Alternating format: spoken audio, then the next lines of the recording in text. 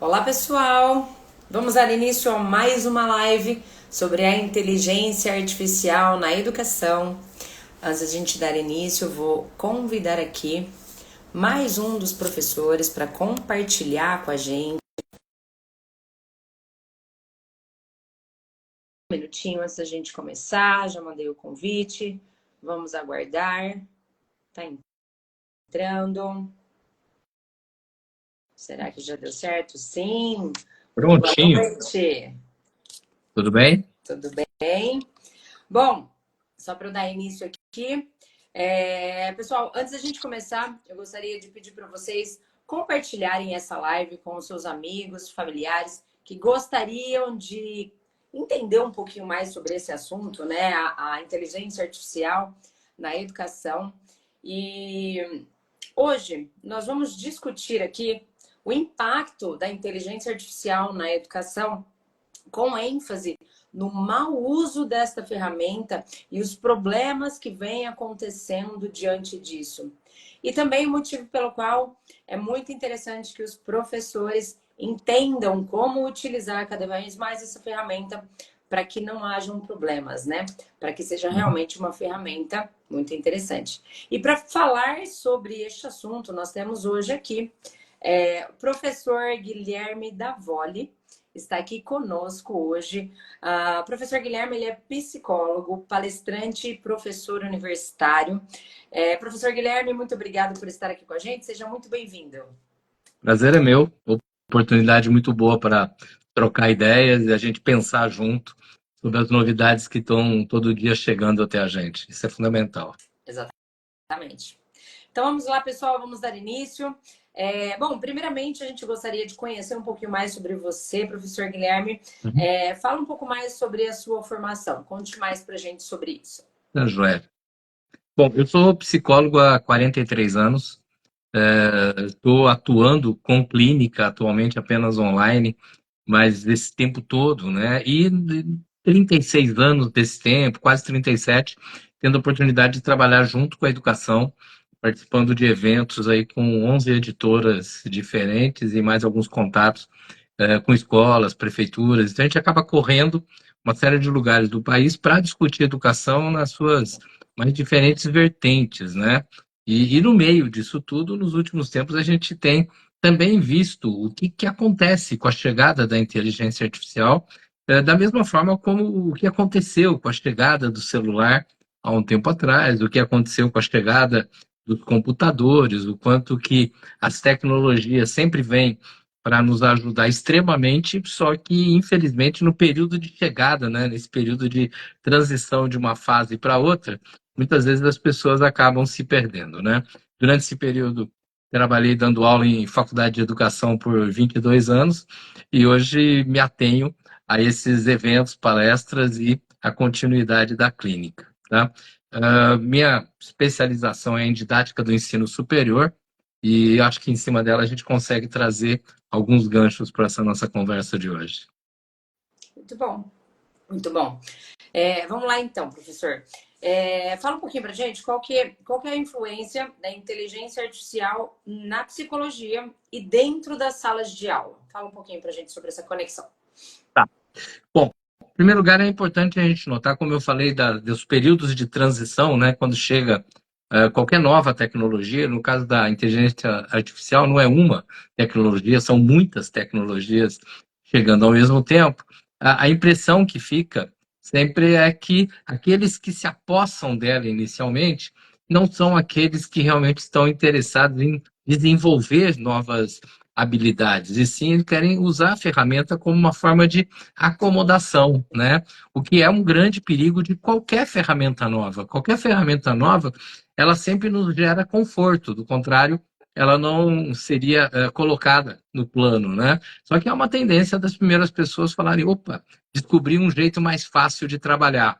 Sim. Quando, na verdade, claro que toda a utilização da inteligência artificial é para facilitar o tempo que você tem, mas não vai desprezar as suas competências, tanto com relação ao educador, tanto com relação ao aluno, o corpo de aluno. Então, a inteligência é uma ferramenta na ajuda disso. Quando a gente vai especificamente para a psicologia, o que a gente tem acompanhado é cada vez mais o crescimento dos níveis de ansiedade e até dos níveis de depressão, né?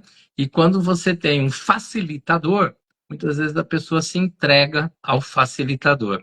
Eu acho importante a gente destacar que o conceito de depressão, que cada vez cresce mais, que estoura porcentagens, tá? Não é um conceito de tristeza. A tristeza é quando a gente está falando de alguém que sofre por algo que entende. A depressão é uma sensação de inutilidade. Eu não sou capaz, eu não consigo, os outros fazem melhor do que eu, né?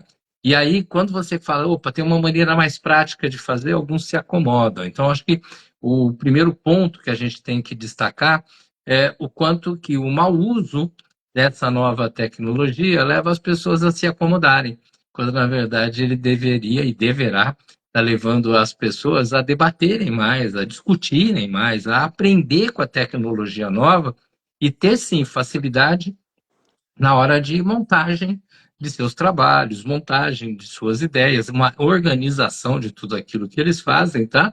Mas que o ser humano é fundamental, ele anda com a inteligência dele e a artificial.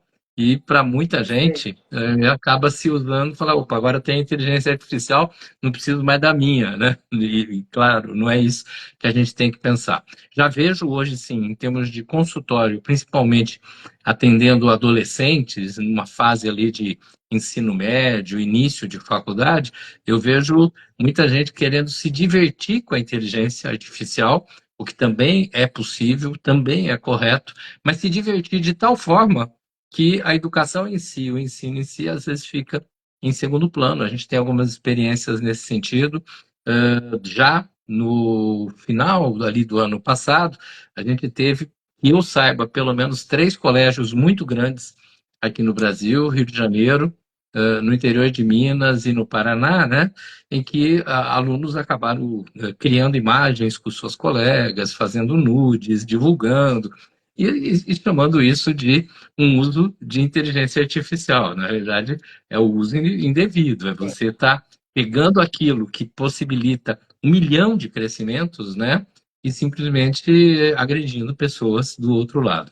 Então, esse filtro, ele é fundamental nesse momento, né? É fundamental que os educadores, que as instituições de ensino, elas observem todo esse quadro e comecem a mostrar para os estudantes, em primeiro lugar até para os próprios professores, o quanto que eles têm que se apossar desse conhecimento, o quanto eles têm que se aprofundar nesse conhecimento, para que de uma forma mais confortável, mais bastante ética, eles estejam desenvolvendo toda a estrutura que a educação, infelizmente, vem perdendo nos últimos anos. Eu acho que esse é um primeiro ponto para a gente pensar.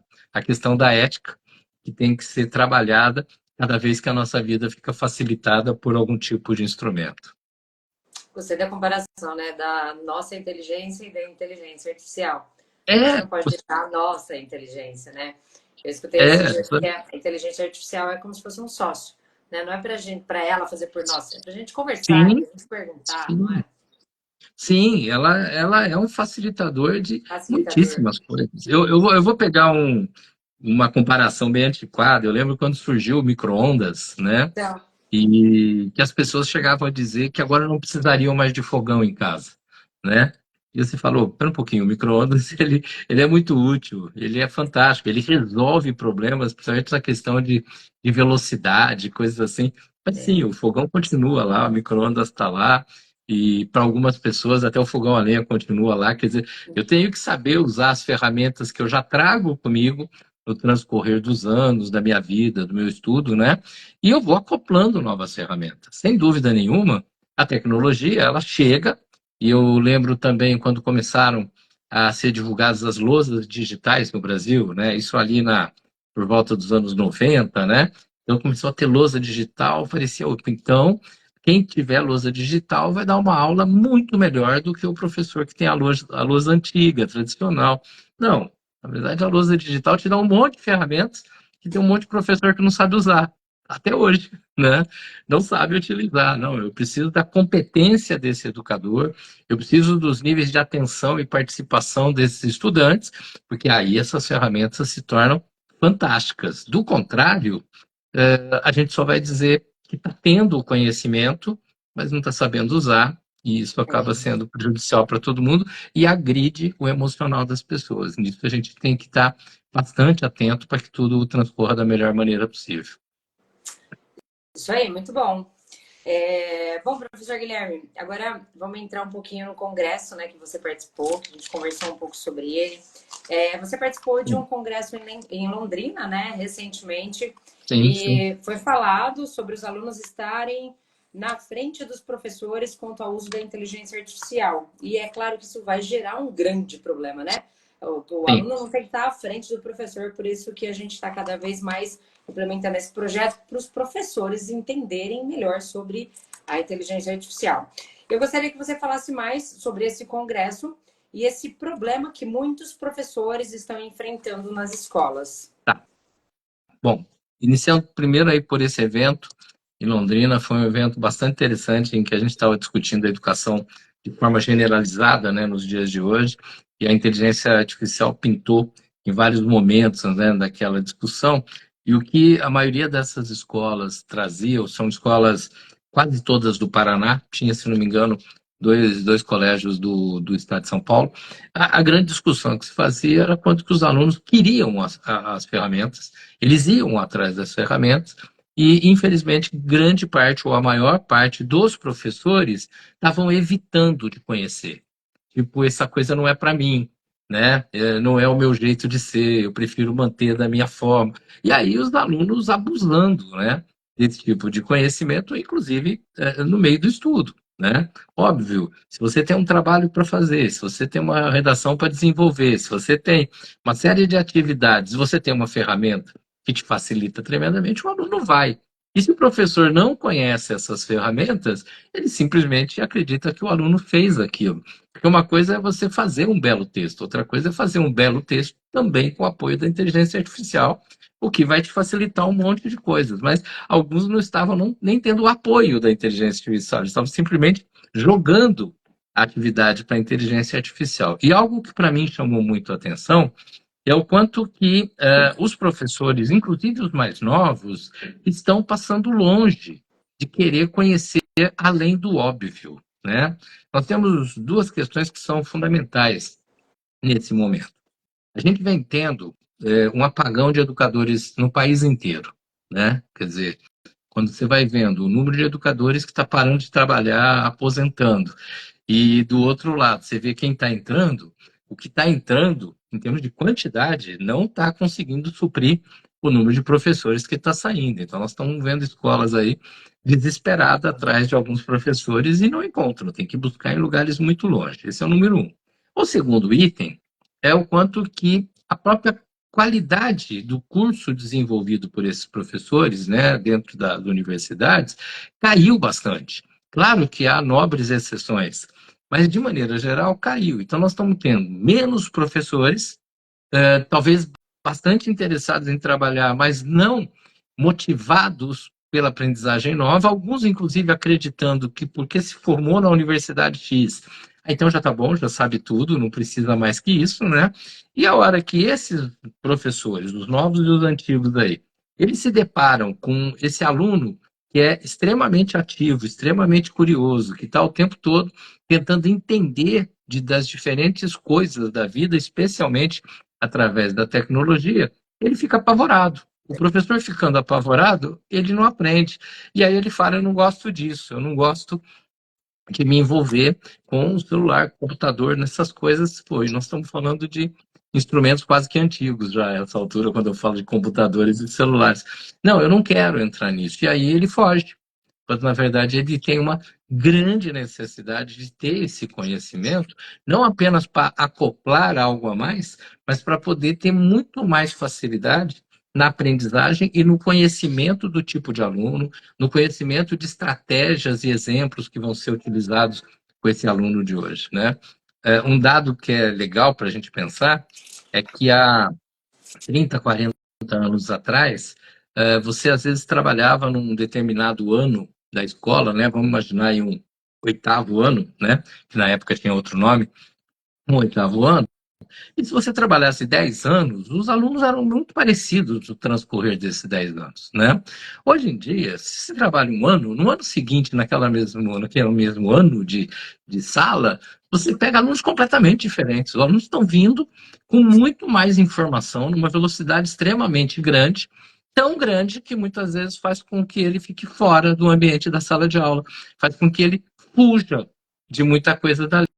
Às vezes a gente fala assim, o aluno ele não está prestando atenção, o aluno não está interessado na aula, né? Não, não é que ele não está interessado na aula, é que ele está interessado em tanta coisa, de tanto lugar diferente, que a cabeça dele não chega. Essa aula precisa ser atrativa. Essa aula, ela precisa criar motivação, ela precisa criar motivos para que essas ações aconteçam. E não adianta simplesmente o professor falar, não, mas eu tenho experiência, eu sei como fazer. Ele tem experiência, sim, de aula, de conteúdo, ele tem experiência de anos de trabalho, mas dificilmente ele tem experiência com o aluno que está chegando esse ano. Ele não tem experiência com o aluno que vai aparecer no ano que vem, né? Então, essa mudança muito ativa do estudante, e eu estou incluindo aí todas as faixas etárias, tá? Essa grande mudança que está acontecendo, ela faz com que o professor tenha necessidade de conhecer essas diferenças todas e todas as ferramentas para intervir. O evento foi muito interessante quando citou-se, né, que você encontra alunos querendo conhecer a inteligência artificial e professores não querendo conhecer. Você fala, opa, tem algo muito errado aqui, extremamente errado. O professor teria que estar buscando isso e não querendo competir com a inteligência, tipo, eu não preciso disso. Pelo contrário. Caramba, se tem a oportunidade de eu poder desenvolver um trabalho muito melhor, se tem a oportunidade de eu me tornar alguém muito mais hábil, né, na hora de solucionar problemas de aprendizagem ou até condutas comportamentais, caramba, para que eu não vou abraçar isso se é um instrumento completamente a meu favor, né? E esse caminho, durante esses debates, ele foi se intensificando muito, né? Pena que quando a gente vai para eventos, os eventos eles ficam naquele momento, né? Pouca gente sai de lá e continua debatendo e trocando ideias, mas foi uma experiência muito boa e temos aí pela frente uma série de outros eventos acontecendo em que com certeza esse tema vai estar sendo abordado novamente muitas vezes. Eu acredito que nós Sim. estamos só no comecinho desse processo, por isso é tão fundamental que os professores entendam que por mais conhecimento e por mais anos de experiência que têm, eles não estão 100% preparados para aquela determinada situação, para aquele determinado quadro. Acho que esse é o ponto fundamental, né? A gente tem que pensar por aí e desmistificar a tecnologia como sendo a coisa mágica que acaba com tudo. Não, ela é uma ferramenta que anda comigo, uma ferramenta que faz com que eu melhore as minhas competências, mas que também exige que eu seja uma pessoa interessada, uma pessoa que debate, uma pessoa que está no meio. A nossa luta agora é paralelo a essa questão da inteligência, em paralelo a isso, estar formando melhores professores. Eu tenho muita esperança, né, de que a gente volte a formar professores mais interessados, professores mais dispostos a experimentar o novo, né? Eu não estou falando de todos os professores, lógico que sempre tem professores ótimos chegando aí no mercado e desenvolvendo bons trabalhos, mas cada vez em menor quantidade. E isso é muito preocupante. Em alguns lugares do Brasil, a dificuldade é tão grande que você tem que procurar professores em distâncias grandes, 200, 300 quilômetros, para trazer para trabalhar, né? E não dá, não é essa forma, né? Esse não é o processo. É um problema, né? Um problema que a gente vem encontrando aí na educação. E realmente, é o que você falou, é extremamente importante essa mudança, né? Porque o mundo vem mudando constantemente e a gente tem que ir se atualizando, aprendendo com o novo, né? Com as ferramentas que a gente tem e com certeza isso pode ajudar todo mundo, né? Sim, Então, que as pessoas busquem mais conhecimento cada vez mais para estar aplicando tudo isso, né, professor Guilherme? sim, E sim, agora, sim. uma outra questão aqui, que é até interessante, qual que é a sua opinião em relação às escolas que estão proibindo os alunos de usar o celular por não saberem o que fazer nesse momento, né? Então, o professor ele não tem o conhecimento, às vezes ele não quer, ou às vezes não conseguiu ainda, né, também buscar Sim, o conhecimento, e aí ele proíbe o aluno. Isso é um problema também, né? exatamente, exatamente. Para te responder isso, eu queria usar uma expressão do Rubem Alves. Ele escreveu, se não me engano, em 1984, e observe que 84 é antes dos celulares e tudo mais, né? Ele lá no texto ele fala criança, eu vou usar pessoa porque serve para criança, adolescente, adulto. Então ele diz assim: não existe pessoa distraída, o que existe é pessoa atraída por outros mundos, né? O que ele está colocando, quer dizer, não tem essa coisa de falar, o aluno não está nem aí, né? Não, o problema é que ele está muito aí, com tanta coisa, com tanto lugar, e aí a gente passa a culpar especialmente o uso de celulares, que é algo sério, em alguns casos é muito grave, em alguns casos gera doenças, patologias grandes, né? A gente tem o quadro aí de nomofobia, que chega a levar algumas pessoas à internação em hospital psiquiátrico, como o uso de grandes drogas, né? Ok? Mas o grande problema não está de maneira alguma no celular ou na internet, né? A questão está no vazio humano que faz com que alguém se apegue tanto àquele objeto ou àquilo que vem pelo caminho daquele objeto, que a pessoa não desgruda mais. Por isso que eu falo que é extremamente semelhante ao uso de determinadas drogas. Esse é um problema muito sério. Nesse afã que vem gerando questões de falta de atenção, vem gerando dispersão, vem gerando conflitos, vem gerando problemas comportamentais. Algumas escolas, e não são poucas, né, elas vêm tentando proibir os celulares. Em alguns lugares, isso tem sido acolhido, porque, por outro lado, muitas famílias não estão conseguindo ter esse controle sobre os filhos. Então, elas reclamam dos filhos usando o celular o dia inteiro, na hora de almoçar, na hora de jantar, na hora de dormir, não quer desligar, aquela coisa toda. Então, quando a escola fala, não, aqui vai ser proibido, muitos pais apoiam.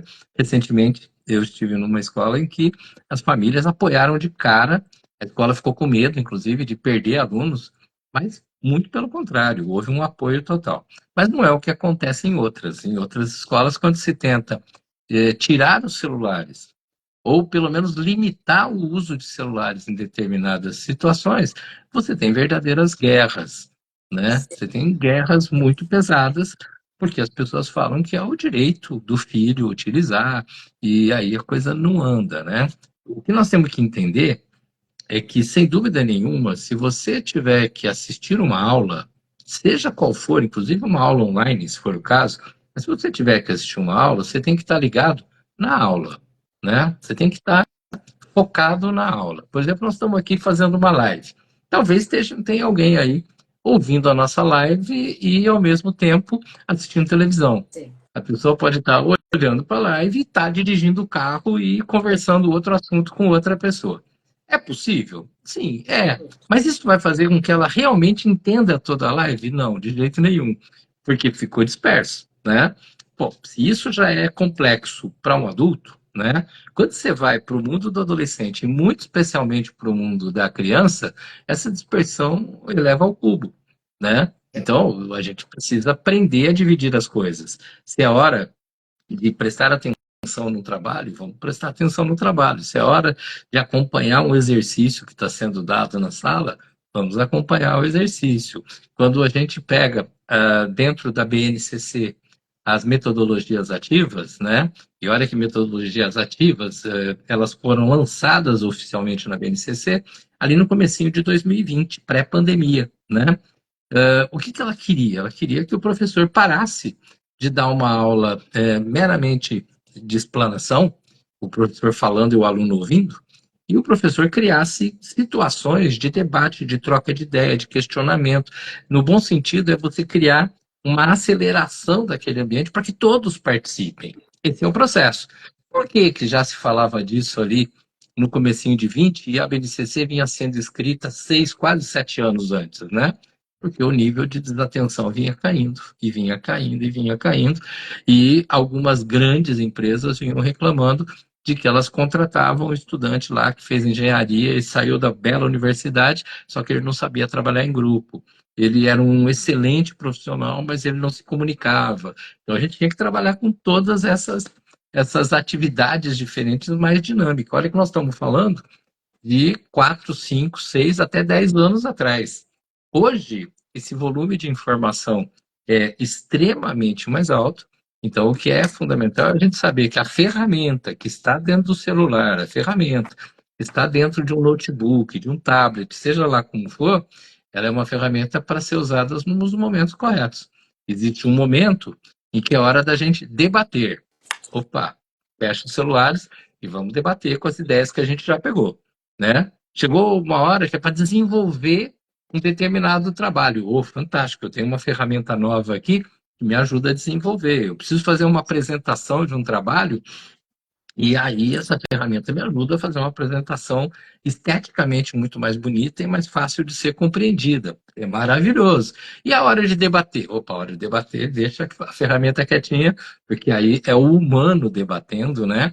O que tem muito a ver com todos os estudos lá de Margaret Mead, antropóloga ali da década de 50, 60, quando ela mostra que o ser humano é fundamentalmente alguém coletivo e o ser humano é fundamentalmente um transformador. Ele não pode simplesmente parar de transformar o mundo e ele não pode ficar sozinho. Sim. Quando o ser humano começa a ficar sozinho e o ser humano para de transformar o mundo, ele deixa de ser humano. E é aí que surgem questões muito sérias, como a própria depressão e tudo mais. Então, eu vejo o uso das IAs, né, como sendo absolutamente fantásticas para o ser humano, inclusive, redescobrir o tempo que ele precisa para ser humano de verdade. Né? Quer dizer, se eu vou gastar menos tempo na elaboração de um determinado trabalho, eu, professor, ou eu, aluno, se eu vou gastar menos, eu vou ter mais tempo para viver. A pergunta que eu faço é assim, tá bom, acabou o trabalho. Você sabe viver? Ou será que você desaprendeu a viver? Você só sabe viver se você ficar olhando para um aparelho. Não, aí não dá. Eu vou ter que saber viver. Então, eu preciso ir equilibrando esses processos. Mas, como eu disse no comecinho da nossa conversa, nós estamos num período ainda muito inicial dessa transição, né? O celular mesmo está aí com a gente há décadas, né? E ainda assim nós não aprendemos a usar.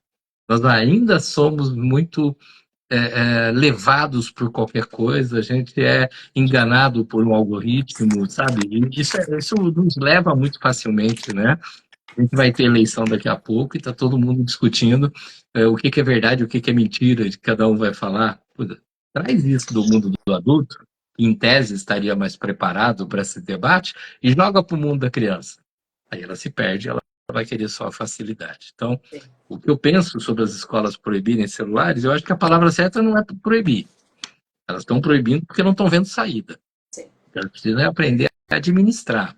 E para elas aprenderem a administrar o uso excessivo, que ocorre algumas vezes, de celular dentro da escola, elas precisam muito da colaboração da família. Porque não é um problema da escola, é um problema da sociedade. Está em todo lugar.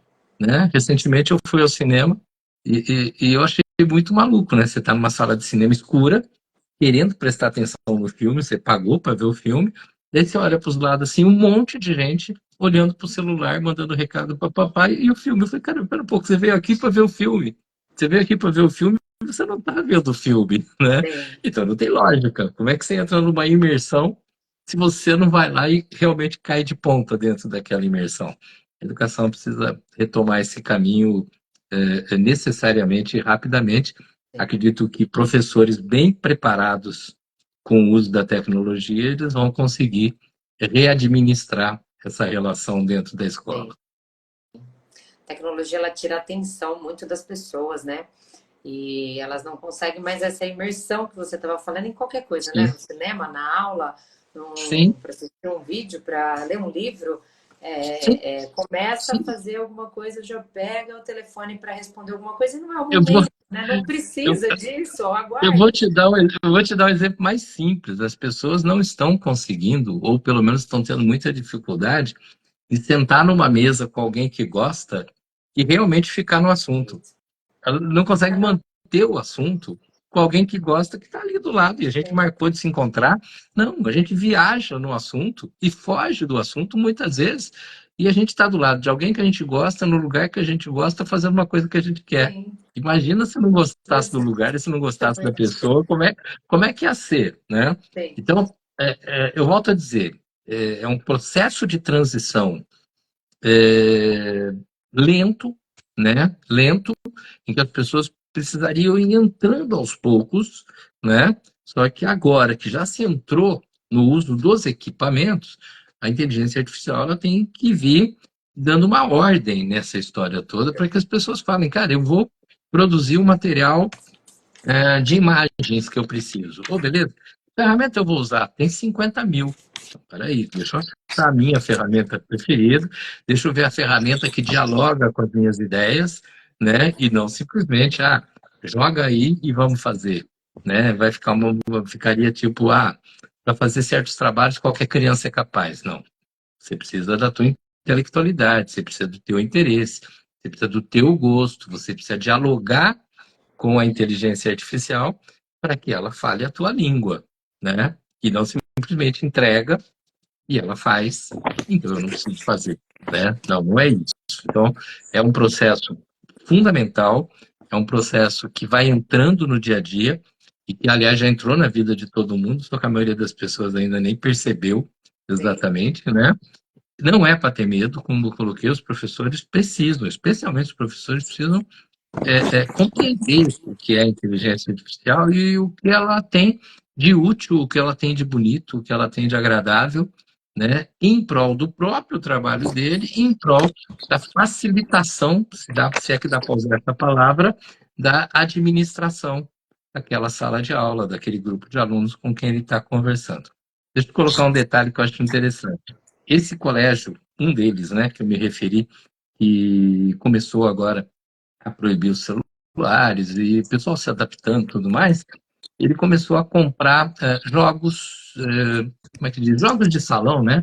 Dama, dominó, xadrez, papapá, e disse que é interessantíssimo. Os alunos nunca ligavam para isso. E agora os alunos, na hora do intervalo, eles vão jogar xadrez, na hora do intervalo, eles vão jogar dama, na hora do intervalo, eles estão conversando em rodinha, e na maioria das vezes eles estavam isolados, cada um no seu canto. Então, há uma necessidade desse reentrosamento das pessoas, né?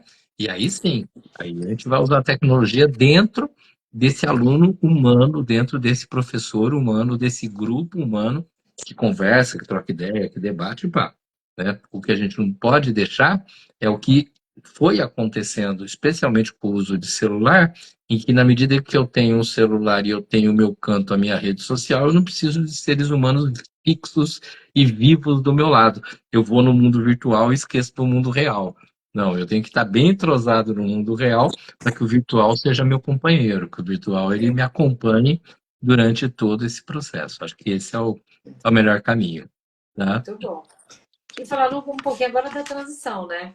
Já começou a Uhum. comentar com a gente, mas, professor Guilherme, o que você acha desse momento de transição? Porque o que a gente estava comentando, é um momento de transição real, né? Está acontecendo Uhum. muito forte agora. A inteligência artificial a gente tem há anos, mas agora a gente está passando por um momento de transição forte, né? Sim, Tem pessoas querendo usar e pessoas com medo, né? Então nós temos esses dois sim. tipos de pessoas. Muita gente querendo usar e muitas pessoas com medo. É, e falando do professor, o professor ele pode melhorar o seu empenho e o contato com o aluno se ele souber usar essa ferramenta? Certeza absoluta. Houve um momento que eu coloquei que o professor precisa entender a linguagem do aluno, né? Falando assim parece que é uma coisa óbvia, mas não. Se você pega o professor do tempo que eu era estudante, a sala de aula era composta por alunos muito semelhantes. Você podia ter um ou outro aluno que tinha uma conduta diferente, um jeito de pensar diferente, uma cultura diferente, mas de maneira geral, aquele grupo tinha hábitos parecidos. Por quê? Porque todo mundo da sala de aula assistia os mesmos programas de televisão. Eram pouquíssimos, eram poucos canais. Dependendo da cidade, eram 2 canais, né? Então todo mundo assistia os mesmos programas, todo mundo ouvia as mesmas músicas, todo mundo passeava nos mesmos lugares, as brincadeiras eram parecidas, os horários eram muito parecidos, né? Então, quando se falava há uns anos atrás que hora que é para o filho voltar para casa, todo mundo falava 10 horas da noite era o máximo. Era o limite. Quem inventou isso? Ninguém sabe, mas era uma regra. Sim. E ela estava no ar, né? Então, o professor ia dar aula e ele falava de assuntos que tinham tudo a ver, se não com 100, mas com 95% dos alunos. Estava muito ligado. Hoje, qualquer sala de aula que você entrar, de qualquer condição socioeconômica, de qualquer faixa etária, se você tiver 30 alunos, talvez você tenha 30 culturas. Você vira e fala assim: ah, mas todo mundo aqui gosta de videogame. Sim, mas cada um joga um jogo. É diferente. Todo mundo gosta de música. Sim, mas um gosta de música coreana, outro gosta de música tal, outro gosta de funk, outro gosta. Não é tudo igual. Quantas religiões eu tenho numa sala de aula? Quantas educações de pai e mãe e de vó eu tenho numa sala de aula, né? Então, quando o professor chega numa sala, é difícil ele falar: aquela sala é assim, aquela sala é mais quieta, aquela sala é mais agitada. Não, tem um grupinho, tem outro grupinho, tem a turma, tem o dia, sabe? São muitas agitações, e essas agitações, elas acontecem essencialmente porque eles estão sendo hiperestimulados, Sim. né? Se a gente fosse falar assim, bom, a molecada gosta de ver série. Quantas séries? Milhares de séries. Cada um gosta de ver um tipo de série. É um leque que não dá para encontrar, né? Então eu preciso entender disso tudo, desse mundo todo, né? Para eu poder chegar para o aluno. E para eu poder chegar para o aluno, dentro das minhas limitações, conversando na língua dele, né? Como é que eu vou fazer isso? Eu vou fazer entrevista aluno por aluno para saber a identidade dele, já acabou o ano. Não dá. Então, a inteligência artificial ela vai me ajudando a trazer exemplos para a sala de aula em que os alunos abrem o olho, prestam atenção e falam: opa, esse negócio que o professor trouxe é uma novidade. Porque, do contrário, quase tudo que o professor leva, ou quase todo modelo ou exemplo que o professor dá, o aluno já viu aquilo na internet faz um tempão. Exato. Ele já conhece, ele já viu aquela história. Não que ele entende, às vezes ele entende, mas já ouviu dizer. Então não tem novidade, né? Quando eu era estudante, o professor vinha dar uma aula nova, de uma matéria nova, aquilo era novo, novo mesmo, eu nunca tinha visto na vida, né? Eu nunca tinha estudado nem pensado. A novidade da escola é porque ela trazia as informações que a gente não tinha. Hoje, de alguma forma, a escola às vezes tenta trazer a novidade, só que o aluno ou sabe Sabe? ou acha que sabe porque já ouviu dizer, e aí ele se desinteressa, né? Então, é uma transição em que os professores não podem perder tempo, em que as instituições, quer escolas privadas ou escolas públicas, elas precisam fazer um trabalho de formiguinha mesmo com os professores, tipo: olha, a gente vai sentar todo mundo aqui e nós vamos discutir sobre a tecnologia tal. Nós vamos sentar todo mundo aqui, quem gosta ou quem não gosta, e todo mundo precisa ter determinados conhecimentos básicos, né? Para que a gente não vá simplesmente ficando para trás e com essa sensação, eu vou chamar de boba, porque eu não me invento essa palavra, né? De que esse negócio não é para mim. Quando na realidade nós estamos falando de novas ferramentas para a vida. Por acaso aqui nós estamos falando dessa ferramenta para a educação, Sim. mas é para a vida, é para uma série de outras coisas, né? Então, as instituições, né, os gestores escolares, públicos ou privados, eles precisam sentar com os professores e simplesmente parar com aquela coisa de: tá dando certo, vamos tocar. Não, tá dando certo, mas o ano que vem vai ser mais difícil. Tá dando certo, mas os alunos que vêm por aí, eles vão vir com muito mais informação. Esse ano está correndo tudo bem, mas eu não posso afirmar que vai correr tudo bem daqui a pouco, porque o volume de informação, o volume de diferenças entre os estudantes, tudo isso é muito marcante. E se o professor não se antecipa a esse processo, ele vai ser atropelado. E é interessante, porque isso atropela o professor tradicional, mais antigo, e, por incrível que pareça, atropela o professor novo, porque, como eu te falei, com aquelas exceções todas, os professores mais novos, infelizmente, eles só estão replicando modelos antigos. Eles não estão exatamente trazendo coisas novas. Os cursos que formam educadores no Brasil, independente de ser da pedagogia, da matemática, letras, eles continuam preparando basicamente com as mesmas ferramentas que tinham, com as mesmas ferramentas. E a própria universidade tinha que já estar trazendo ferramentas novas para esses professores. Mas não, não. Então você vai aí por um certo minimalismo, né? E a hora que você chega na sala de aula, o que você encontra lá são alunos que, de maneira geral, estão à sua frente. E aí, como é que faz? Né? Vai fazer. É isso que desequilibra todo o processo. E é Tá? aí que o Eu acho que esse professor é um ponto. precisa realmente se atualizar, né? É o Sim, que você falou, a sim. inteligência artificial ela é para a vida, mas a escola é muito importante saber disso, né? Saber colocar para o aluno, porque é de lá que ele vai se formar e ele vai para a vida fazer qualquer outra coisa. Então é muito importante ter Uhum, isso na educação e buscar, né, sim. informação para que as pessoas aprendam a usar cada vez mais. Aprendam E a usar e aprendam a gostar da tecnologia e a sim, gostar delas mesmas a partir da tecnologia. sim. Existe uma coisa, mano, que é você aprender matemática. Outra coisa é você se conhecer melhor na hora que você conhece a Ah, que matemática. legal. Existe uma, e existe uma coisa que é você Sim, saber usar o celular. Outra coisa é você gostar de você porque você conhece as sim, suas habilidades. Aí você se descobre mais competente. É como você descobrir que você é capaz de fazer um tipo de comida que você achou que nunca fosse capaz. E aí, quando você sim. aprende a fazer, Muito pô, bom. você começa a se curtir. Tá, inteligência artificial é isso. Mesma Dá medo coisa. de fazer? Gostei. Vai que eu erro no tempero, vai que eu faço uma besteira, vai que os outros são melhores do que eu. Sim, mas a hora que você fala, caramba, eu estou conseguindo fazer coisas que eu não fazia, e principalmente numa velocidade que eu não imaginava, caramba, eu não estou gostando da inteligência, eu estou gostando de como eu sei usar a inteligência. Diferente de falar que bom que existe a inteligência, porque ela vai fazer por mim. A inteligência vai me usar? Não, ela não vai me usar. Eu que vou usá-la, né? Ela é uma caixa de ferramentas, né? Ela tem tudo, ela tem martelos, alicates, chaves de fenda que estão ali dentro, que são possibilidades que resultam em mais velocidade e mais qualidade na medida em que eu sei dominar essas ferramentas da melhor maneira possível. Acho que esse é o ponto Interessante. central e Gostei. Achei interessante. Essa maneira de visualizar, né? Quando você começa a gostar de você pelo quanto você domina aquela ferramenta e o que sim, você consegue fazer com ela. E não ela fazer por sim, você, mas o como sim. você usa Eu para acho que aprimorar algumas coisas. eu acho que o exemplo mais típico disso Muito legal. é quando você vai tirar a carta de motorista. E quando a gente vai tirar, a gente está sempre com medo, se vai conseguir, se vai ser difícil, Sim, vai ser fácil. Até que chega um dia que você está dirigindo bem e você fica super feliz. Você fala, cara, eu consigo dominar o carro. Eu não tenho que ficar pensando o que é que eu faço agora. É automático, eu já vou fazendo, né? Eu não me imagino que marcha eu vou usar a hora que eu chegar na esquina. Não, já vai, minha mão vai e aquilo anda, né? Porque eu comecei a gostar da minha condição de motorista, né?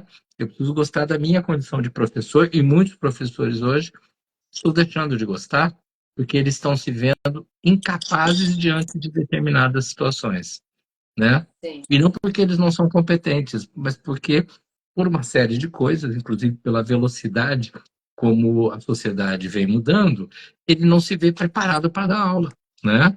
Ele se vê sempre desqualificado. Pô, eu preciso de ferramentas que me qualifiquem para esse tipo de ambiente, para esse tipo de situação. Então, o professor, além de não poder ter medo de aprender as coisas novas, ele tem que ver que aquilo é por prazer dele, é o prazer dele, é para ele gostar dele, é para ele se sentir bem com ele mesmo, é para ele saber que ele tem, usar uma expressão bem antiga, uma carta na mão. Quer dizer, eu não tenho só aquele joguinho normal do dia a dia, eu tenho outras ferramentas aqui que quando eu toco nesses assuntos, opa, os alunos vêm comigo e aí a gente volta a ter uma transição muito mais positiva nessa relação professor-aluno. Acho que esses são os processos que a gente tem que pensar no dia a dia mas para chegar nele a gente precisa estimular os gestores, né? Os sim. proprietários de escola, os diretores, os coordenadores, né? A gente precisa estimular esse povo, né? Porque às Precisa. vezes você tem lá na ponta alguns professores animados, mas você tem a gestão tão preocupada em cuidar do dia a dia da escola, a gestão está tão preocupada em administrar problemas pontuais da escola que ela não incentiva o grupo todo, Sim, né? E esse estímulo ele tem que vir de cima, tem que chegar de cima para que os alunos possam caminhar bem, tendo professores que caminham muito bem. sim. Esse é um processo natural. Num segundo momento, ou num terceiro momento, eu acho melhor, eu acho que é legal que as famílias comecem a entender um pouco disso, Muito. né? Sim, precisa. Porque as famílias ainda enxergam a escola como sendo a escola em que eles estudaram quando eram criança, quando eram adolescente, né? E aí parece que cada vez que a escola traz uma coisa nova, uma parte das famílias fala: ah, não, mas isso não dá certo. Ah, não, mas isso não é legal.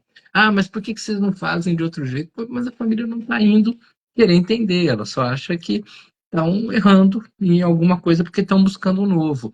E não tem jeito, a gente tem que buscar linguagens novas, É, né? com É, certeza. é muito claro para mim quando eu vou conversar com um público mais velho e um público mais novo. Eu posso falar do mesmo assunto, mas as palavras são outras, os exemplos são outros. Se eu estiver Verdade. usando um PowerPoint, o PowerPoint tem que ser diferente, porque você está falando com gente diferente, né? Então, essa luta, ela é muito rica para ser trabalhada, muito, muito rica, tá? Bom, estamos quase chegando no final, mas antes a gente vai falar sobre um assunto até meio complicado, né, que vem acontecendo, que é o bullying com a inteligência artificial. Você já comentou um pouquinho aqui sobre Lá isso, no começo. mas é Uhum. um problemão isso, né? O bullying com o mau uso da inteligência artificial. Então, com o avanço da inteligência, como você enxerga o papel do professor em lidar com casos de bullying que vai envolver essa tecnologia, né? E qual a Sim, importância dos educadores estarem preparados nessa situação? Porque já vem acontecendo muita coisa sim. com a tecnologia, né, professor Guilherme? Bem, bem.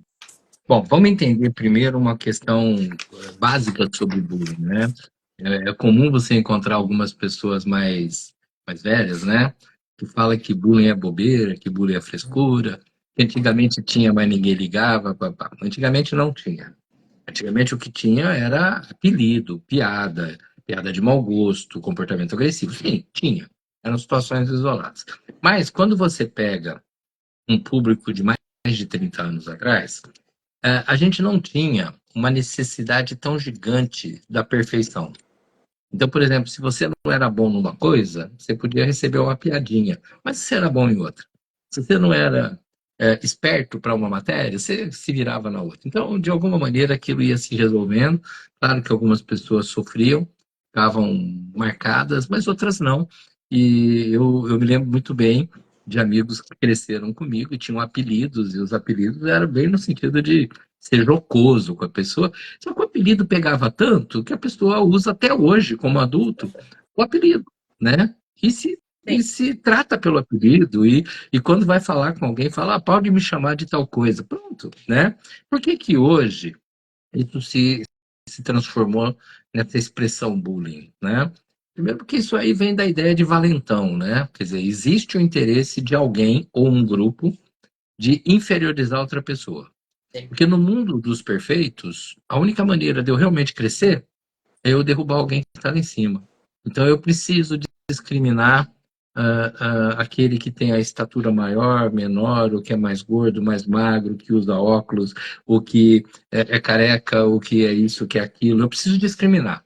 Porque quanto mais eu colocar defeito no outro, mais perto da perfeição eu fico. E isso passa a ser uma grande loucura. Eu posso ser genial, mas um dia eu falei uma coisa errada e todo mundo vai ficar jogando aquela coisa errada na minha cara. Então, o bullying hoje ele gera sofrimentos profundos a ponto da gente ter uma série de casos, e quando eu falo uma série aí é muito mesmo, de suicídios, né? E nós estamos aqui chegando em setembro, e antigamente quando se falava no Setembro Amarelo, né?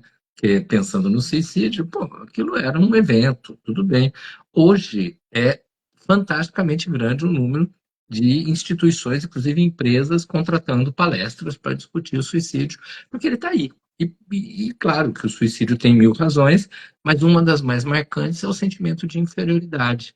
E o bullying é o alimentador desse sentimento, né?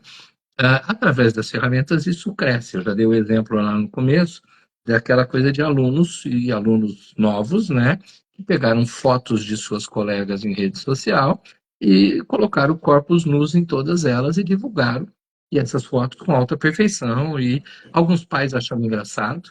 Aliás, alguns pais brincando e falando, ah, mas no meu tempo tinha revista de mulher sem roupa, a gente levava na escola. Uma coisa não tem nada a ver com a outra. Uma É, coisa é você ver uma revista.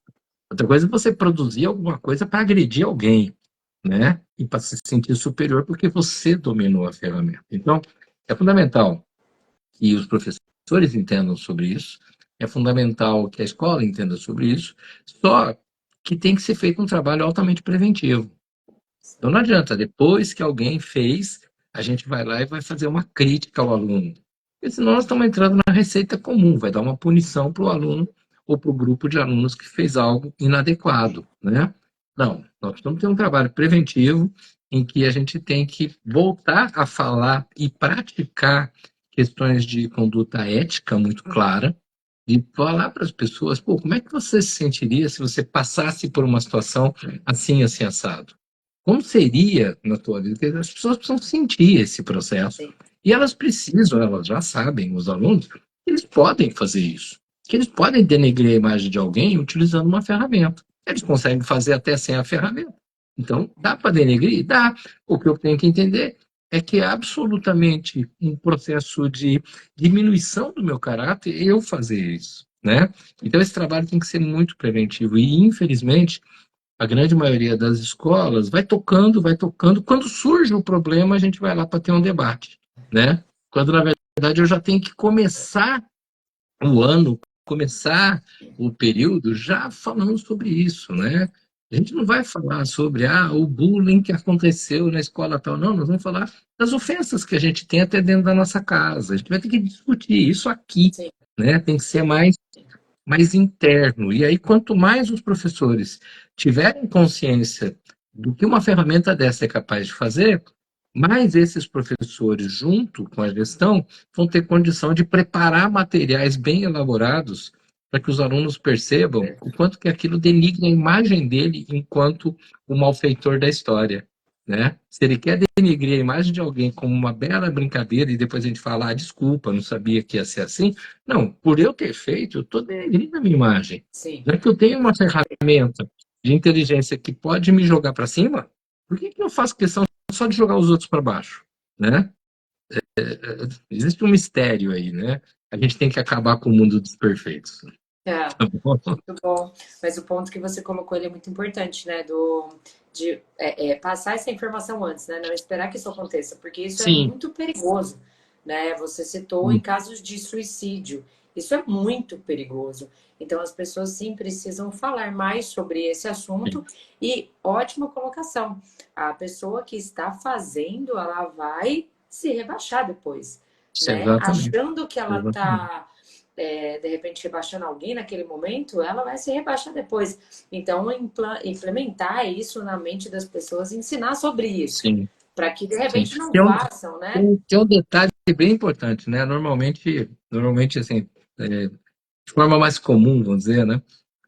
Você, quando pega alguém que praticou bullying com alguém, você vai lá e protege o que foi agredido e você pune ou pelo menos critica o agressor. Quando o mais importante não é nenhum nem outro, o mais importante é a plateia. Por quê? Porque o bullying só faz sucesso porque tem uma plateia em volta vendo, tem Nossa, uma plateia vendo. Então, eu tenho que trabalhar a plateia, a turma, eu preciso trabalhar o grupo. muito bom. Ele precisa colocar isso em debate e não simplesmente, não deixa ninguém saber, não, isola. Já está todo mundo sabendo, já Todo mundo. espalhou, tá? Perfeito. É mais complexo, ok? Muito bom, muito boa a nossa conversa de hoje. Queria agradecer Bom, muito, professor Guilherme, toda a sua participação e todo esse conteúdo muito rico sobre a inteligência artificial, né? uhum. E o uso dela e com tudo que está acontecendo. Então, muito obrigada pela sua participação hoje aqui com a gente no E Agora Brasil, esse projeto incrível, né? Da professora Sim, sim. Isabela. Eu queria agradecer essa oportunidade, eu fico à disposição para uma outra oportunidade que a gente venha a ter no futuro. E acho que o caminho é Sim, exatamente isso. A gente precisa fazer barulho para esse povo acordar, vamos fazer. tá? Vamos fazer. E queria agradecer também todo o pessoal que esteve aqui, que participou com a gente. E também quem vai assistir, né? Porque essa live vai ficar gravada, tá aqui no E Agora Brasil. Vocês podem assistir, rever, compartilhar essa live também com todo mundo, para que a gente compartilhe cada vez mais esse assunto que é muito importante e ele está aí crescendo cada vez mais. Então, agradeço todo mundo. Professor Guilherme, muito obrigada mais uma vez. E, pessoal, obrigada. Tchau, tchau para Valeu. vocês. E até a Abraço. próxima. Nós estamos num projeto de lives. Teremos mais na próxima semana. Fiquem ligados aqui no canal para que vocês não percam essa discussão sobre a inteligência artificial na educação. Obrigada a Valeu. todos. Obrigada. Até mais. Tchau, tchau. Tchau, tchau.